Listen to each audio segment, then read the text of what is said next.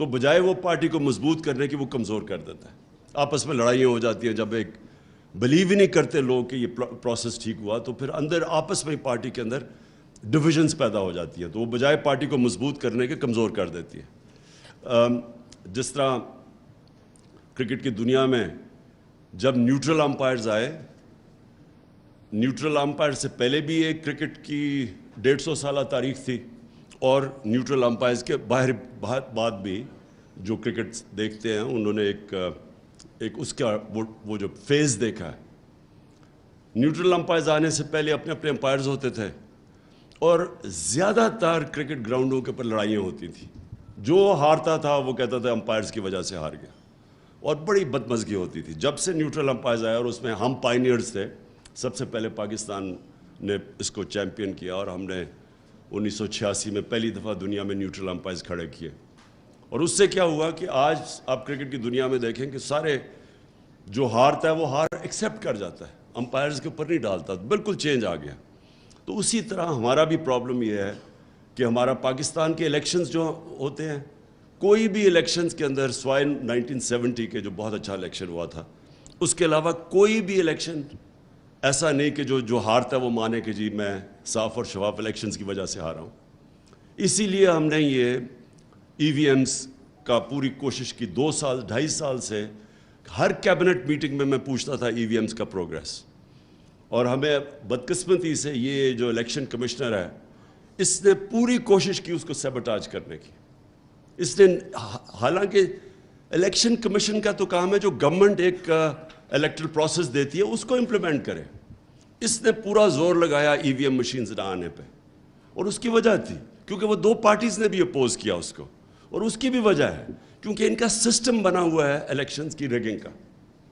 ابھی جو یہ 20 بائی الیکشنز ہوئے, آخری 2 ہفتے ہماری پارٹی کی سب سے بڑا جو ہمارے آپس میں ہم بیٹھتے تھے, اور جو سب سے بڑا کنسرن تھا, اور ساری کوششیں کیا ہو رہی تھی کہ ان کو الیکشن میں دھاندلی کرنے سے کیسے روکنا ہے.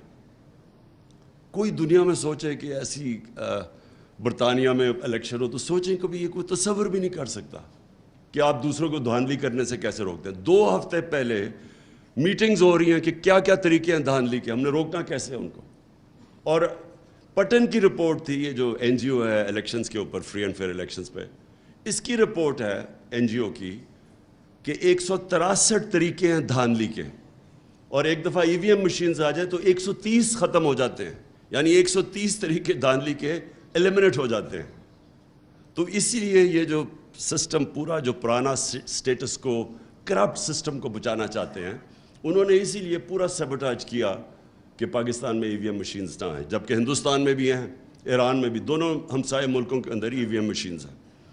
پارٹی کے اندر بھی انشاءاللہ جو میرا ویژن ہے پارٹی کا وہ یہ کہ اصل میں میریٹوکریسی تب آئے گی.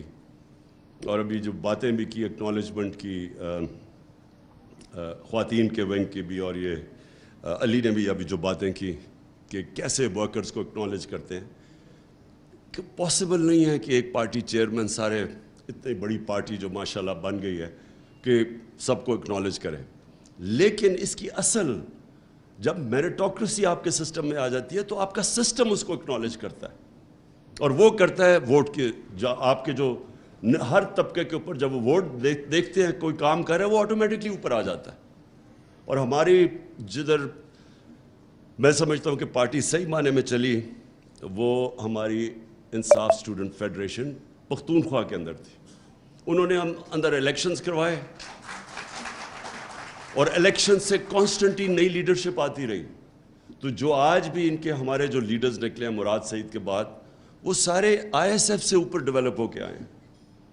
اور وہ کیونکہ وہاں الیکشن کا سسٹم تھا آئی ایس ایف کا, ان کے اوپر میرٹ آتی گئی.